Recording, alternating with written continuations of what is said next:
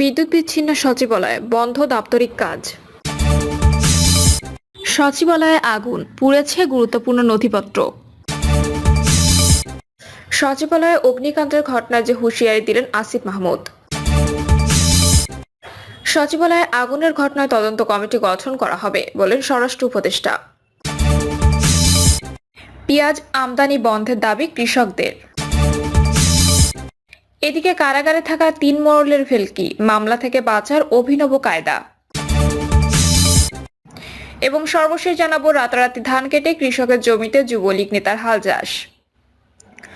শুনছিলেন সংবাদ শিরোনাম, এবারে বিস্তারিত। বিদ্যুৎ বিচ্ছিন্ন সচিবালয় বন্ধ দাপ্তরিক কাজ।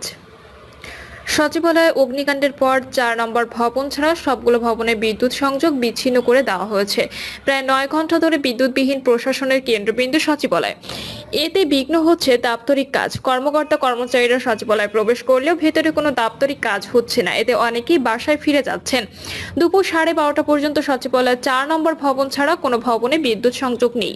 খোলা হয়নি দপ্তর, অনেক দপ্তরে এখনো তালাবদ্ধ। এদিকে দাপ্তরিক কাজ কর্ম বন্ধ থাকায় অনেক কর্মকর্তাদের সচিবালয় থেকে বেরিয়ে আসতে দেখা গেছে। সংশ্লিষ্ট কর্মকর্তারা জানিয়েছেন, ভেতরে ঢোকার সুযোগ পেলেও কোনো কক্ষেই প্রবেশ করা যাচ্ছে না। পুরো সচিবালয় বিদ্যুৎহীন হয়ে পড়েছে। কিছু স্থানে জেনারেটর চললেও অধিকাংশ স্থানে বিদ্যুৎ নেই। স্থানীয় সরকার মন্ত্রণালয়ের এক কর্মচারী বলেন, আমাদের মন্ত্রণালয়ের একাংশ পুড়েছে, পুরো ভবন আইন শৃঙ্খলা বাহিনীর নিয়ন্ত্রণে।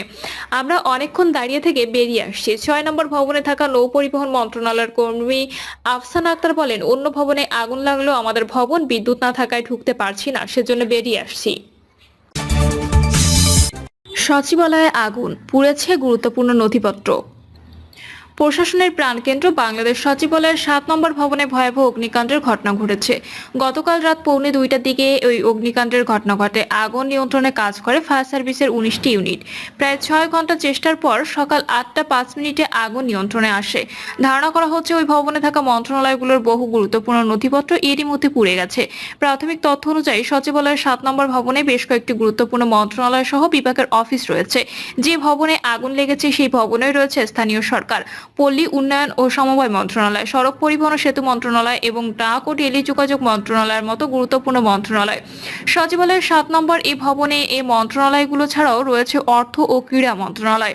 এই ভবনের 9 তলায় রয়েছে সড়ক পরিবহন ও সেতু মন্ত্রণালয়, 8 তলায় রয়েছে সড়ক পরিবহন ও সেতু মন্ত্রণালয়, ডাক ও টেলিযোগাযোগ মন্ত্রণালয়, স্থানীয় সরকার, পল্লী উন্নয়ন ও সমবায় মন্ত্রণালয় এবং অর্থ মন্ত্রণালয়। 7 তলা পুরোটা জুড়ে রয়েছে স্থানীয় সরকার, পল্লী উন্নয়ন ও সমবায় মন্ত্রণালয়। 6 তলায় রয়েছে যুব ও ক্রীড়া মন্ত্রণালয় এবং শ্রম ও কর্মসংস্থান মন্ত্রণালয়। ভবনের 5 তলায় রয়েছে শ্রম ও কর্মসংস্থান মন্ত্রণালয়, ডাক ও টেলিযোগাযোগ মন্ত্রণালয়, অর্থ মন্ত্রণালয়। 4 তলায় রয়েছে অর্থ মন্ত্রণালয়। 3 তলায় রয়েছে অভ্যন্তরীণ সম্পদ বিভাগ, স্থানীয় সরকার বিভাগ, যুব ও ক্রীড়া মন্ত্রণালয়, সমাজ কল্যাণ মন্ত্রণালয়, মহিলা ও শিশু বিষয়ক মন্ত্রণালয়। ভবনের 2 তলায় রয়েছে স্থানীয় সরকার বিভাগ, জ্বালানি ও খনিজ সম্পদ বিভাগ, বিদ্যুৎ বিভাগ এবং ডাক ও টেলিযোগাযোগ বিভাগ। সর্বশেষ নিচতলায় রয়েছে কেয়ারটেকার অফিস, গণপূর্ত বিভাগ, সড়ক পরিবহন ও সেতু মন্ত্রণালয়, শ্রম ও কর্মসংস্থান মন্ত্রণালয় এবং জনপ্রশাসন মন্ত্রণালয়। সচিবালয়ে অগ্নিকাণ্ডের ঘটনায় যে হুঁশিয়ারি দিলেন আসিফ মাহমুদ। সচিবালয়ের যে 7 নম্বর ভবনে অগ্নিকাণ্ড ঘটেছে সেখানে বসতের স্থানীয় সরকার, পল্লী উন্নয়ন ও সমবায় মন্ত্রণালয়ের উপদেষ্টা আসিফ মাহমুদ ভূঁইয়া আগুনের ঘটনায় তিনি গভীর উদ্বেগ প্রকাশ করেছেন। একই সঙ্গে তিনি হুঁশিয়ারি দিয়েছেন, সরকারকে ব্যর্থ করার ষড়যন্ত্রে কেউ জড়িত থাকলে তাদের ছাড় দেওয়া হবে না। পোস্টে তিনি লিখেছেন, বিগত সময় হওয়া অর্থ লোপাট দুর্নীতি নিয়ে আমরা কাজ করছিলাম। কয়েক হাজার কোটি টাকা লুটপাটের প্রমাণও পাওয়া গিয়েছিল। আগুনে কি পরিমাণে ক্ষতি হয়েছে এখনো জানা যায়নি। আমাদেরকে ব্যর্থ করার এই ষড়যন্ত্র যে বা যারাই জড়িত থাকবে তাদের বিন্দু পরিমাণ ছাড় দেওয়া হবে না।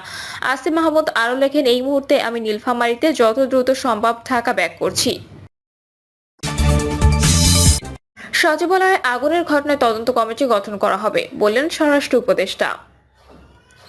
সচিবালয়ে ভয়াবহ আগুনের ঘটনায় তদন্ত কমিটি গঠন করা হবে বলে জানিয়েছেন স্বরাষ্ট্র উপদেষ্টা লেফটেন্যান্ট জেনারেল মোহাম্মদ জাহাঙ্গীর আলম চৌধুরী। স্বরাষ্ট্র উপদেষ্টা বলেন, আগুন লাগে 6ষ্ঠ তলায়। আমাদের ফায়ার সার্ভিসে রাত 1:52 খবর দেওয়া হয়। তারা 1:54 কাজ শুরু করে। সকাল 8:05 আগুন সম্পূর্ণ নিয়ন্ত্রণে আসে। এই ঘটনায় আমাদের ফায়ার ফাইটারের একজন শাহাদাত বরণ করেছেন। তিনি দুর্ঘটনায় মারা গেছেন। তিনি একটি পাইপ নিয়ে সচিবালয় থেকে বের হয়েছিলেন। এ সময় একটি ট্রাক তাকে ধাক্কা দিয়ে তাকে আহত করেন। পরে তিনি মারা যান। তার সঙ্গে আরো 2 থেকে 3 জন আহত হয়েছেন, তারা সবাই সুস্থ আছেন। আগুনটা 6 তলায় লেগেছে, সেটাও উপরের দিকে গেছে, নিচে আসেনি বলে জানান উপদেষ্টা। তিনি বলেন, আগুনের ঘটনা তদন্ত আমরা একটি কমিটি গঠন করে দিচ্ছি। ক্যাবিনেট সচিব এবং স্বরাষ্ট্র সচিবকে অলরেডি নির্দেশনা দেওয়া হয়েছে, তাই পাওয়ারের একটি তদন্ত কমিটি করার জন্য বলে দেওয়া হয়েছে। কারাগারে থাকা 3 মরলের ভেলকি, মামলা থেকে বাঁচার অভিনব কায়দা। বৈষম্য বিরোধী আন্দোলনের 2 হত্যা মামলায় সাবেক আইনমন্ত্রী আনিসুল হক সহ 3 শীর্ষ আসামিকে অব্যাহতি দিয়ে চূড়ান্ত প্রতিবেদন তৈরি করেছিলেন পুলিশের তদন্ত কর্মকর্তা। অপর 2 আসামি হলেন শেখ হাসিনার সাবেক বেসরকারি শিল্প ও বিনিয়োগ উপদেষ্টা সালমান এফ রহমান এবং ন্যাশনাল টেলিকমিউনিকেশন মনিটরিং সেন্টারের সাবেক মহাপরিচালক মেজর জেনারেল জিয়াউল হোসেন। তদন্ত কর্মকর্তা জাহাঙ্গীর আরিফ ঢাকা মহানগর পুলিশের কর্মরত হলেও সেই পরিচয় গোপন করে নিউ মার্কেট থানার পরিদর্শক উল্লেখ করে চূড়ান্ত প্রতিবেদন জমা দেওয়ার চেষ্টা করেন। বিষয়টি ধরা পড়লে তাকে সাময়িক বরখাস্ত করা হয়। ডিবি থেকে জাহাঙ্গীর ছাড়াও আরও এক নারী কর্মকর্তার বিরুদ্ধে শাস্তির সুপারিশ করা হয়েছে। সংশ্লিষ্ট সূত্রে তথ্য জানা গেছে, এই ঘটনাকে প্রশাসনিক ভেতর ঘাপটি মেরে থাকা পতিত স্বৈরাচারের দোসরদের ষড়যন্ত্র ও অপতৎপরতা বলে মনে করছে বিএনপি সহ পুলিশের একটি পক্ষ। তারা বলছেন, স্বৈরাচারের মাথা পালিয়ে গেলেও তার লেজ রয়ে গেছে। তারা কারাগারের ভেতর ও বাইরে থেকে নানা ষড়যন্ত্র করে যাচ্ছে। এর অংশ হিসেবে 3 জনকে অব্যাহতি দেওয়ার চেষ্টায় নেমেছিল তারা। এক্ষেত্রে পরিকল্পনায় আনিসুল, সালমান ও জিয়ার মতো 3 মোড়ল ছাড়াও আরো অনেক বড় মাথা জড়িত রয়েছে। এই দোসরদের চিহ্নিত করে সরিয়ে দেওয়া না হলে এমন ঘটনা ঘটতেই থাকবে। বীজদাঁত ভেঙে দেওয়ার কথা বলেছেন বিএনপি চেয়ারপারসন উপদেষ্টা অ্যাডভোকেট সৈয়দ মোয়াজ্জেম হোসেন আলাল ও দলটির স্থায়ী কমিটির সদস্য ডক্টর এজেড জাহিদ হোসেন সহ সংশ্লিষ্টরা। ডিএমপি ও ডিবির একাধিক কর্মকর্তার নাম প্রকাশ না করার শর্তে বলেন, আওয়ামী লীগ ক্ষমতা ধরে রাখার জন্য পুলিশ সহ প্রশাসনে ধাপে ধাপে এ, বি ও সি টিম তৈরি করেছিল। ছাত্র জনতার আন্দোলনে পুলিশের এ টিমের শীর্ষ কেউ কেউ দেশ ছেড়ে পালিয়ে গেলেও অনেকে রয়ে গেছেন। এছাড়া বি ও সি টিমের সদস্যরা সব জায়গায় খাপটি মেরে আছেন। দেশের বাইরে এবং কারাগারের ভেতরে থাকা স্বৈরাচারের দোসরদের সঙ্গে সেসব কর্মকর্তার নিয়মিত যোগাযোগ রয়েছে। শীর্ষ 3 মোড়লও মামলা থেকে অব্যাহতি পেতে কারাগার থেকে ভেলকি দেখাতে চেয়েছিলেন। ফলে খাপটি মেরে থাকা দোসরদের না সরানো হলে ভবিষ্যতেও এমন অবস্থা চলতে থাকবে। ডিবি সূত্রে জানা যায়, নিউ মার্কেট থানার 2টি হত্যা মামলায় আনিসুল হক, সালমান এফ রহমান ও জিয়াউল হোসেনকে অব্যাহতি দিয়ে চূড়ান্ত প্রতিবেদন আদালতে দাখিলের চেষ্টা করেন মোহাম্মদ জাহাঙ্গীর আরিফ। তিনি নিজের পরিচয় গোপন করে নিউ মার্কেট থানার পরিদর্শক উল্লেখ করে 23 অক্টোবর চূড়ান্ত প্রতিবেদন দাখিলের চেষ্টা করেছিলেন। প্রতিবেদন দাখিলের ক্ষেত্রে ঊর্ধ্বতন কর্মকর্তাদের অনুমতি নেওয়ার নিয়ম থাকলেও অনুসরণ করেননি তিনি। বিষয়টি নিয়ে তার কাছে জানতে চাইলেও তিনি এডিসি সানজিদার কথা বলেন। 2023 সালের সেপ্টেম্বরে তৎকালীন ছাত্রলীগের 3 নেতাকে বারডেম হাসপাতাল থেকে তুলে নিয়ে শাহবাগ থানায় আটকে ব্যাপক মারধরের ঘটনায় সানজিদার নাম আলোচনায় এসেছিল। এই সানজিদা তাকে চূড়ান্ত প্রতিবেদন দিতে নির্দেশনা দিয়েছেন বলে ঊর্ধ্বতনদের কাছে স্বীকার করেন জাহাঙ্গীর। এক পর্যায়ে তদন্ত কর্মকর্তা এবং ওই নারী কর্মকর্তা এতে সংশ্লিষ্ট থাকার কথা উল্লেখ করে ব্যবস্থা নিতে সুপারিশ করেছে ডিবি। বর্তমানে চাঞ্চল্যকর 2টি মামলায় নতুন কর্মকর্তা তদন্ত করেছেন। নিউ মার্কেট থানা সূত্রে জানা যায়, তৎকালীন আওয়ামী লীগ সরকারের সময় বৈষম্য বিরোধী ছাত্র আন্দোলন চলাকালে 16 জুলাই ঢাকা নিউ মার্কেট এলাকায় সবুজকে মারধর করে এবং শাহজাহানকে গুলি করে হত্যা করা হয়। এই ঘটনায় সবুজের চাচাতো ভাই মোহাম্মদ নূর নবী বাদী হয়ে একটি মামলা ও শাহজাহানের মা আয়েশা বেগম অপর মামলাটি করেন। এর মধ্যে 5ই আগস্ট ছাত্র জনতার অভ্যুত্থানে আওয়ামী লীগ সরকারের পতনের পর 13ই আগস্ট আনিসুল ও সালমানকে গ্রেপ্তার করা হয়। পরে 16ই আগস্ট সেনাবাহিনী থেকে অব্যাহতি পাওয়া জিয়াউল হোসেনকে গ্রেপ্তারের পর তাকেই একই মামলায় গ্রেপ্তার দেখানো হয়। বিষয়টি নিয়ে ডিএমপির অতিরিক্ত কমিশনার রেজাউল করিম মলিক বলেন, অব্যাহতি চেষ্টার ঘটনা জানার পরপরই জড়িতদের বিরুদ্ধে ব্যবস্থা নিতে কর্তৃপক্ষকে সুপারিশ করেছে। এক্ষেত্রে জাহাঙ্গীর ডিবির কর্মকর্তা হওয়ায় তাকে সাময়িক বহিষ্কার করা হয়েছে। সানজিদার বিষয়ে সিদ্ধান্ত নেওয়ার দায়িত্ব পুলিশের জন্য শাখার। তদন্ত কর্মকর্তা জাহাঙ্গীর যুগান্তরকে বলেন, আমার বিরুদ্ধে ওঠা অভিযোগ মিথ্যা। এমন চাঞ্চল্যকর মামলায় ঊর্ধ্বতনদের না জানিয়ে চূড়ান্ত প্রতিবেদন দেওয়ার সুযোগ নেই।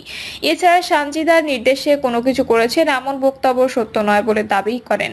বিষয়টি নিয়ে জানতে ওএডিসি সানজিদাকে একাধিকবার কল করা হলেও তিনি রিসিভ করেননি। ডক্টর এজেড জাহিদ হোসেন বলেন, হত্যা মামলা থেকে আওয়ামী লীগের 2 নেতাকে বাদ দিয়ে চূড়ান্ত রিপোর্ট দেওয়ার চেষ্টার প্রমাণ করে প্রশাসনে এখনো স্বৈরাচারের দোষরা খাপটি মেরে আছে।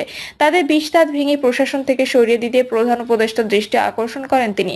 অ্যাডভোকেট সৈয়দ মোয়াজ্জেম হোসেন আলাল বলেন, আনিসুল সালমান গংদের মামলা থেকে অব্যাহতি চেষ্টাই প্রমাণ করে তারা কিভাবে কারাগারের ভেতর ও বাইরে থেকে ষড়যন্ত্র করে যাচ্ছে। এর পেছনে একটি বড় চক্র জড়িত আছে।